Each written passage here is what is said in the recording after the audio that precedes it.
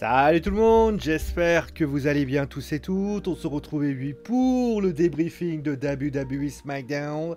Et oui, je devais vous le faire hier, mais suite à plusieurs matchs de football très intéressants, et d'ailleurs pour information aussi et des streams gaming, j'ai pas pu vous le faire, voilà, j'en suis désolé. Donc on le fait aujourd'hui, voilà, je vais vous présenter concrètement ce qui s'est passé, concrètement, est-ce que le show était sympathique, etc. Et d'ailleurs le son est un peu fort, voilà, tout simplement. Et en tout cas, on va regarder tout ça. En tout cas, il y a pas mal de choses qui se sont passées durant cette émission. On peut citer notamment, bien sûr, la présence du main event. C'était pour le titre intercontinental. Shinsuke Nakamura contre Gunther, ou Gunther, vous l'appelez comme vous voulez. Ensuite, il y avait notamment une petite présence de Scarlett et de Karrion Kross.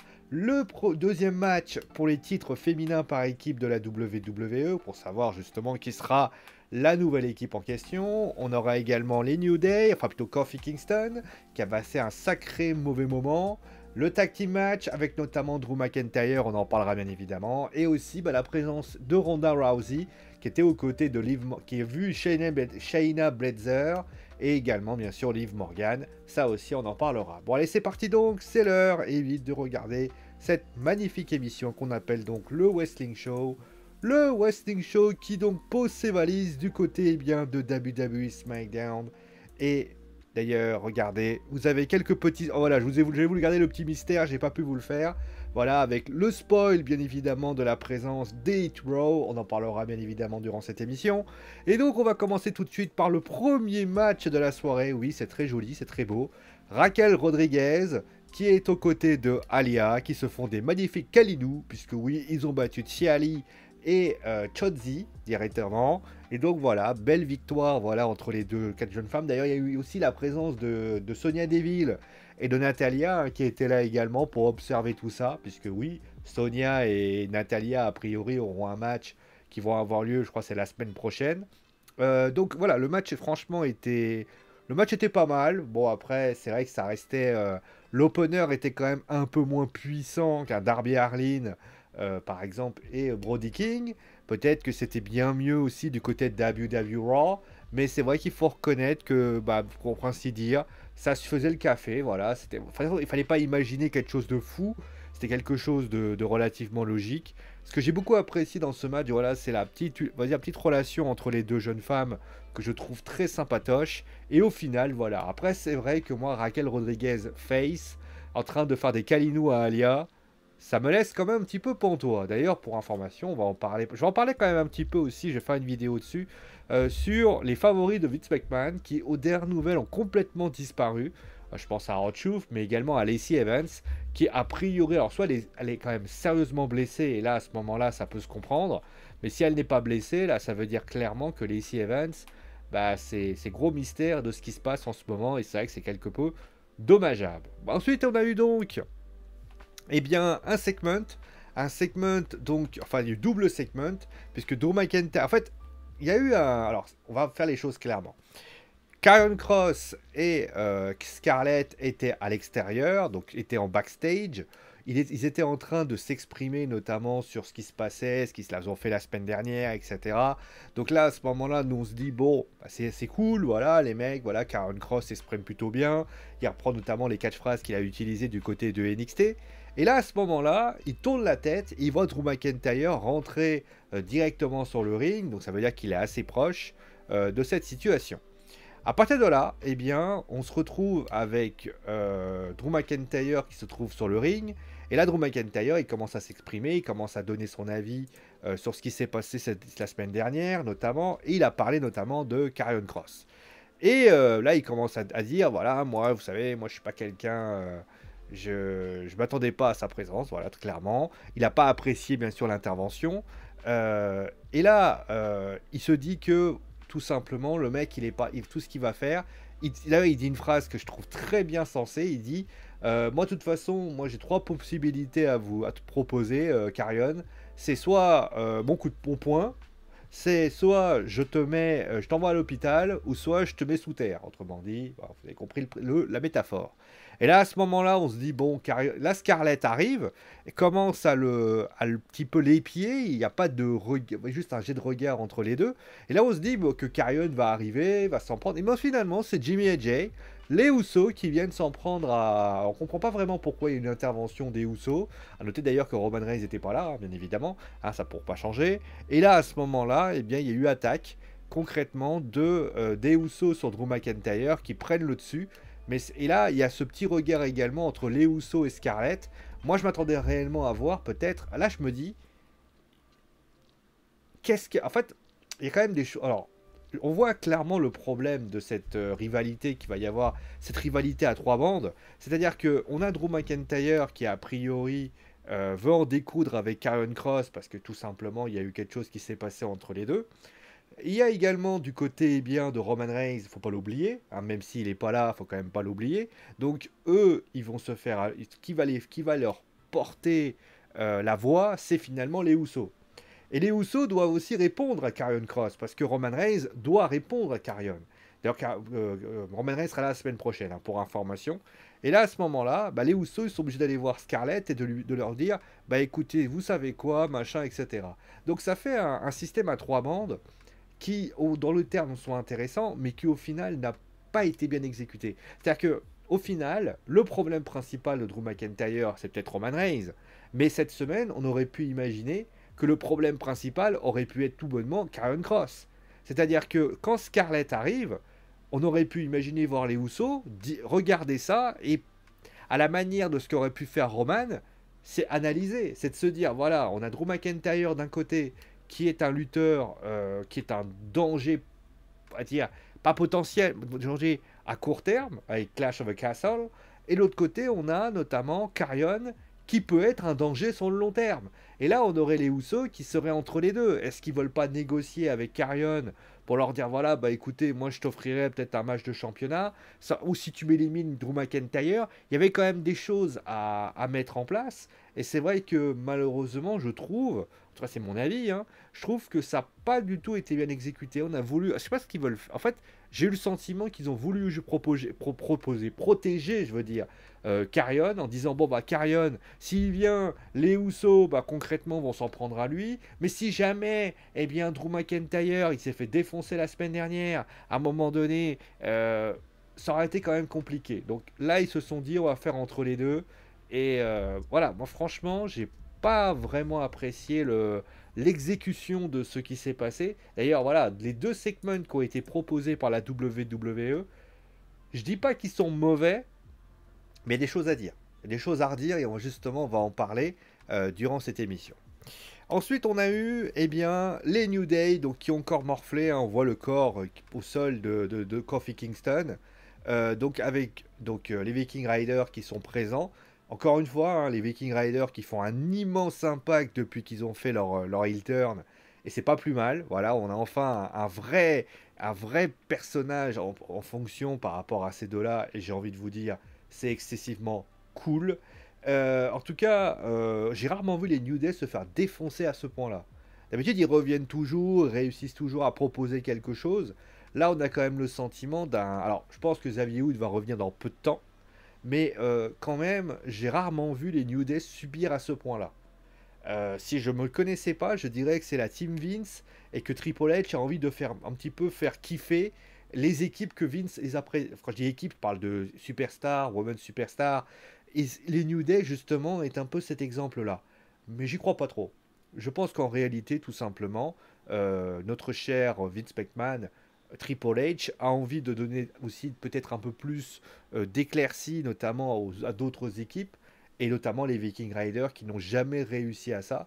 Et ça, c'est quand même plutôt intéressant. À noter d'ailleurs pour information que les Usos, pour l'instant, on ne sait pas qui ils vont affronter à Clash of the Castle. Je pense quand même qu'ils vont être là. Après, la question contre qui, ça va être une bonne question. Mais voilà, en tout cas, le match en lui-même était très... Le match en lui-même. Le segment était assez violent, assez court.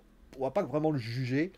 Mais quand même, ça fait quand même plaisir de voir les Viking Riders, Eric et Ivar, jouer vraiment en mode viking. Voilà, c'est des vikings. Et pas des mecs qu'il faut rigoler. Hein, voilà. Donc après, on a eu... Ah, on va en parler de ça. On va en parler de ça. D'ailleurs, je me rends compte que je suis vers le nombril de B5. Il n'y a rien de tendancieux à mon égard. Donc, on va parler bien évidemment de ces trois-là. Donc, Top Dollar, Adonis et B5. Donc, le retour des Hit Row, alors ça avait été teasé, hein. Clairement, il y avait une rumeur qui annonçait comme quoi les 3 membres, enfin les 3, parce que vous savez que Swerve Strickland ou Isaiah Swerve Scott n'est pas là, puisque actuellement il est sous contrat avec la AEW. Et donc, on a donc le retour des Hit Row à compter 3. Alors, il y a eu des rumeurs quand même qui ont annoncé comme quoi celui qui serait le leader de la Hit Row, parce qu'ils considèrent qu'il faut un leader, ce serait tout bonnement Carmelo Hayes. Le problème, c'est que Carmelo Hayes, pour l'instant, est à WWE NXT 2.0. Et le plus important, c'est qu'il est champion nord-américain. Et plus important encore, c'est qu'il a démenti tout simplement ce qui allait se passer. Et d'ailleurs, je crois que c'est je sais plus si c'est Adonis qui a dit notamment qu'il ne voulait pas, que c'était bien un 3. Et là, moi, je trouve plutôt l'idée intéressante, hein, clairement. Après, on va revenir sur leur retour et justement ce qu'ils peuvent faire. Je trouve l'idée plutôt intéressante dans le sens où, en fait, c'est une faction tag team. Ça permet aussi à savoir justement ce que va faire Isaiah Swerve Scott peut-être à un moment donné. Parce que pour l'instant, ils sont 3. Si, admettons, Triple H... Parce que c'est aussi, ça c'est intéressant, on va en parler peut-être un jour par rapport au mercato de Triple H, c'est qu'en faisant revenir certaines superstars aussi qui étaient de sa faction, je pense à Karrion Kross, je pense à Dexter Lumis, dont on va parler bien sûr lundi à WWE Raw, ou alors à B-Fape, Dakota Kai, tu donnes à des gens, notamment par exemple Samoa Joe, dont on sait que Triple H est très proche. On peut parler notamment également d'autres lutteurs au sein de la faction NXT Old, Johnny Gargano par exemple. Tu dis voilà, vous savez quoi, si vous revenez, vous allez avoir littéralement du très lourd et je vous laisserai pas tomber, etc. Parce que c'est des mecs que Triple H a recrutés. Donc ça veut dire que littéralement, ils comptent sur eux. Ça veut pas dire qu'il n'y en a pas qui ont été renvoyés, hein. Attention, hein, je suis pas là en train de dire, mais il y a eu des renvois bien évidemment de la part de Triple H, notamment des gens qui ne croyaient pas en lui, etc. Ça c'est bien évidemment le cas. Mais en tout cas, pour ce qui s'agit de demander à Lars Sullivan, il pourrait vous en parler. Mais en tout cas, ce qui est certain, c'est que les Hit Row, déjà, en les faisant revenir, ça donne un côté appâté du côté de la AEW, parce que Swerve Strickland, je dis pas qu'il pourrait casser le contrat. Mais il peut commencer à se demander, ouais, j'ai signé un certain temps, moi je vais peut-être attendre et peut-être vouloir aller à la WWE, comme notamment son pote Keith Lee, hein, qui peut être une réalité. Bon, je m'égare. En tout cas, leur retour à ce premier plan, intéressant. Je serais intéressé, franchement, je les vois. Alors, je vous dis la vérité, hein, je vous le dis maintenant. Hit Row, alors je sais que ça va être très brutal, mais si tu veux du speech et tu veux vraiment quelque chose qui fasse mal, mêlé contre les Usos. Alors, je sais ce que vous allez me dire. Les Usos, champions par équipe, si tu les fais perdre, etc. Bien sûr. Sauf que tu as B-Fape qui est là. Il suffit juste que, admettons, à un moment donné, tu fais revenir Naomi. Alors, on sait que Naomi, on ne sait pas ce qui se passe avec elle. Mais ne me faites pas croire qu'à un moment donné, tu récupères pas les titres par équipe féminine juste par, on va dire, professionnalisme. Je pense que B-Fape, et tu peux avoir littéralement un beau duel, pour ainsi dire. Après, moi j'ai dit ça, je dis rien. Bon, en tout cas, voilà. Après, est-ce que l'absence de Isaiah est préjudiciable? Tout dépendra en fait de ce que fera l'équipe en elle-même. C'est-à-dire que si oui, il faut si par exemple, je sais pas, les deux, voilà, ils font que des matchs de par équipe et ça reste une tag team. B-Fape est là pour une manageuse. T'as pas besoin de lui. T'as pas besoin de lui parce que finalement, tu te dis dans ta tête, V-Fape, elle fait, tout le monde a son rôle, entre guillemets. Parce que la réalité, c'est que, souvenez-vous de NXT 2.0. Isaiah, c'était le leader parce qu'il était champion nord-américain ou cruiserweight, je sais même plus. Et aussi, quand il serait revenu, il aurait fallu lui donner une ceinture. Et on sait que les tag teams à 3 ou à 4 dans cette technique-là, il faut pas qu'en ait un qui soit mis de côté. Regardez les Judgment Day. Les Judgment Day, justement, tiens, on peut mettre en face au Judgment Day, ça sera encore pire. Imaginez les Judgment Day qui, pour information, décident. Par exemple, il y a Finn Balor et il y a Damon Priest. Alors c'est génial, hein. Mais Rhea Ripley, il y a Rhea Ripley. Mais truc, c'est qu'est-ce que tu fais? Soit tu mets en avant, tu les mets en tag team et là ça va. Soit tu dis, voilà, Damien, il va aller faire tel truc. Damien, il va peut-être être un faire-valoir. Finn Balor va peut-être avoir un match. Vous voyez, on sait pas vraiment. Là, s'ils sont juste une simple tag team, t'as pas besoin d'Isaiah. Isaiah, au dernier nouvelle, tu le laisses tel qu'il est, et il fait sa vie, et au dernier nouvelle, bah, si un jour il revient, ce que j'espère en tout cas parce que c'est un bon lutteur, bah, les choses pourraient être intéressantes. Voilà. D'ailleurs, très intéressant aussi de voir ce qui pourrait se passer pour la division Cruiserweight. Je dis ça, je dis rien. Bon, allez, on va passer à la suite. Avec ça, alors, comment vous expliquer? Moi, honnêtement, on va parler des deux événements, hein, parce que les deux événements sont séparés, mais ils sont liés à la fois. On va commencer par parler de ce qui s'est passé avec Ronda Rousey, et on parlera ensuite de ce qu'a fait Liv et Shayna. Parce que Shayna, il y a un problème, mais j'en parlerai après. Pour ce qui s'agit de Ronda, bon, Ronda, elle arrive. Alors déjà, c'est bien qu'elle soit twiners. Ça, c'est plutôt une bonne chose. Elle fait en fonction du vent, et c'est exactement ce qu'il doit faire Ronda Rousey. Par contre, son speech à Ronda, il est pas bon. Il est pas bon parce que on a l'impression que elle récite son texte et elle peut pas. Faut pas. Je veux dire, elle arrive, déjà tu te dis pourquoi pas. Elle rentre sur le ring, pourquoi pas. Le public d'ailleurs est fan d'elle. Et on se dit, c'est cool. Ronda, la rebelle, qui est un peu contre l'autorité, qui va s'en prendre à un arbitre, qui va s'en prendre à la sécurité, qui aujourd'hui bah, finalement fait plaisir au WWE Universe. C'est plutôt intéressant, ça raconte quelque chose. Sauf que, parce qu'il y a un sauf, elle arrive et elle te dit, première chose qu'elle te dit, elle te parle, etc. Elle dit, et là, elle fait quoi? Elle prend le sac, elle sort la monnaie, l'argent, elle sort la bourse de les dollars, et à ce moment-là, elle dit, oh, j'ai trouvé ce sac quelque part comme ça.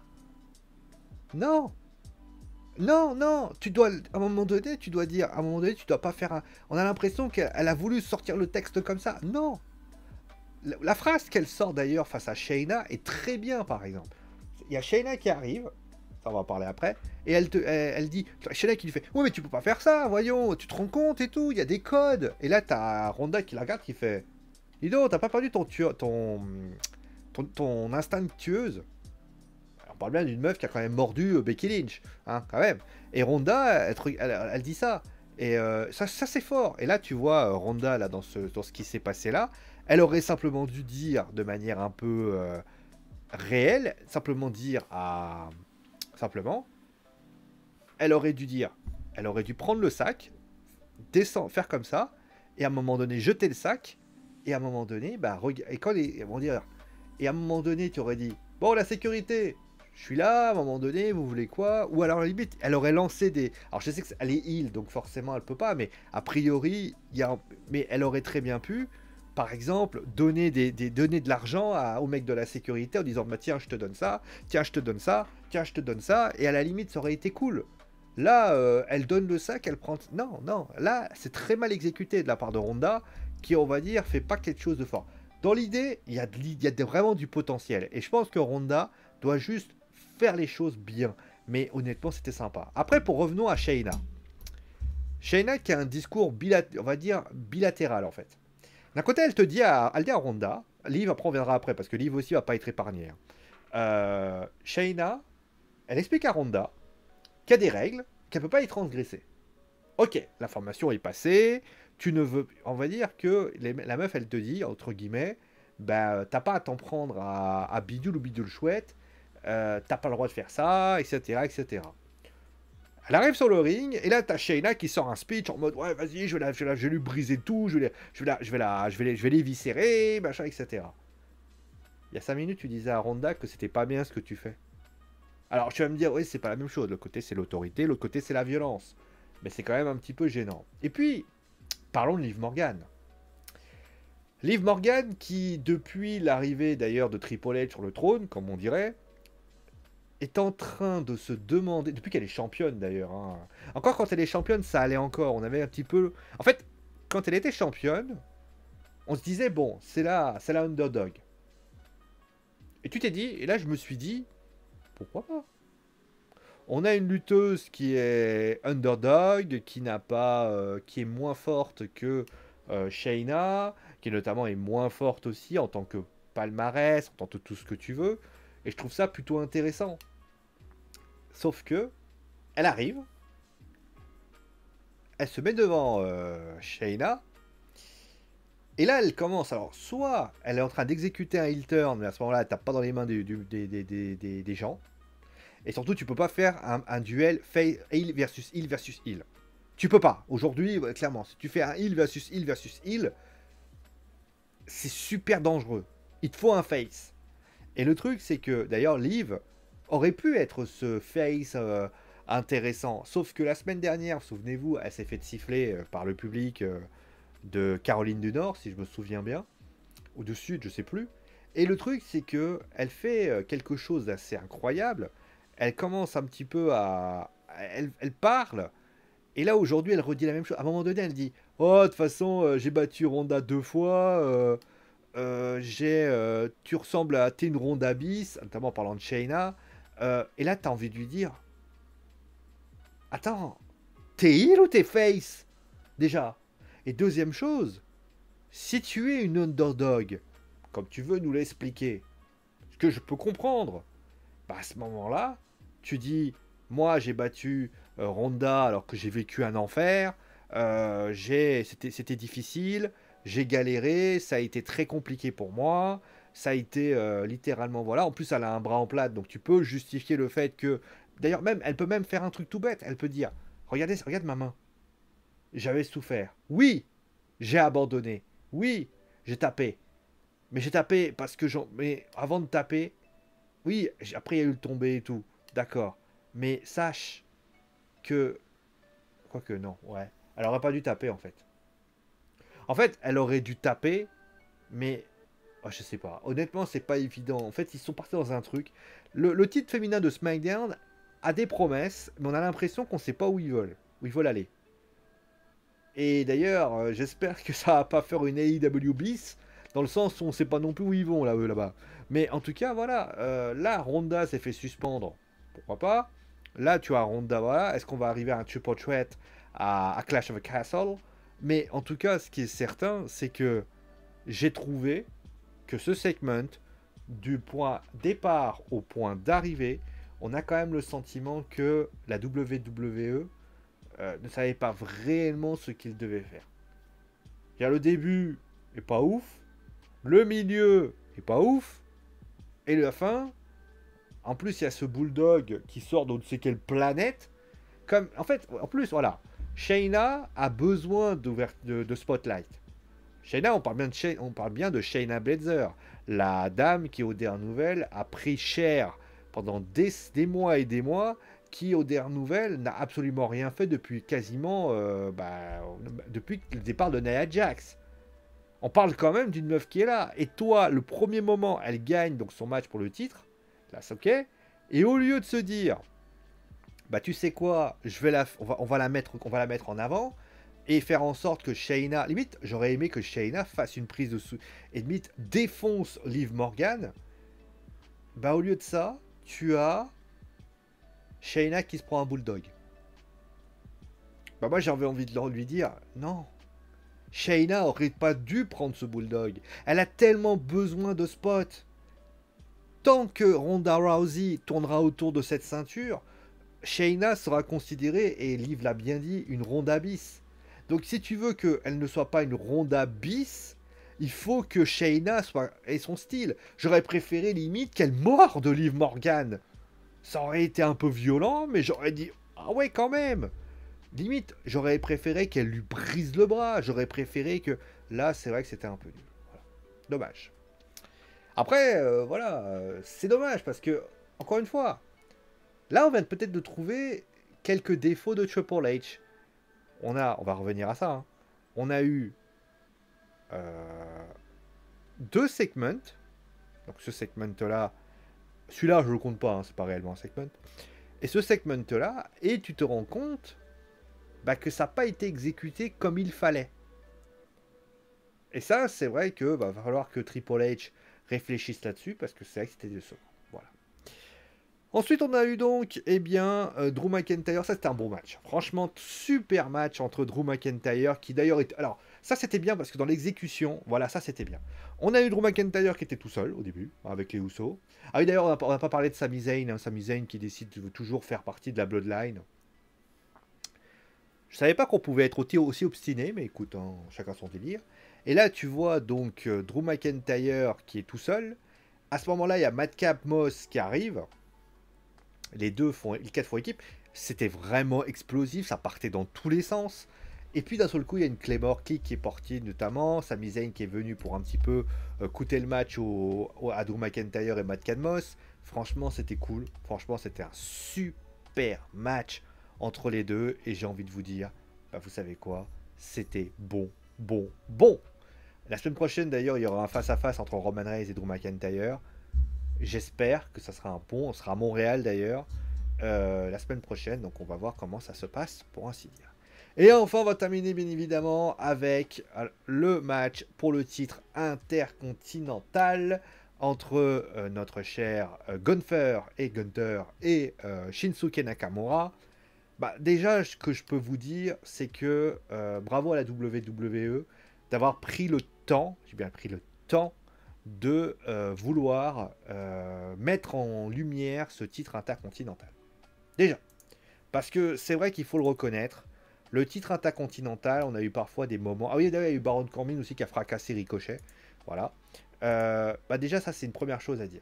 Franchement, c'est la première fois que je le dis. Voilà, ils ont bien mis en scène, notamment en mettant en avant notamment les anciennes gloires de la WWE, en mettant en avant différentes choses. Et ça, c'était cool. Ça, c'était vraiment cool. Après, pour le match, vous savez, moi, ce qu'elle m'a fait penser... Alors, encore une fois, il n'a pas ce côté aérien, Shinsuke, mais déjà, le duel m'a beaucoup fait penser à Dragunov contre A-Kid. Alors, encore une fois, je précise, hein, A-Kid sans ce côté aérien.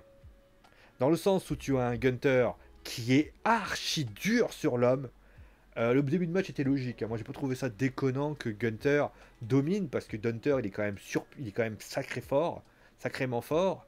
Et je trouve qu'il y a eu des athémies portées par Gunther qui étaient d'une violence comme jamais. Et là, il y a eu un fait, la blessure, enfin la douleur au bras de Gunther.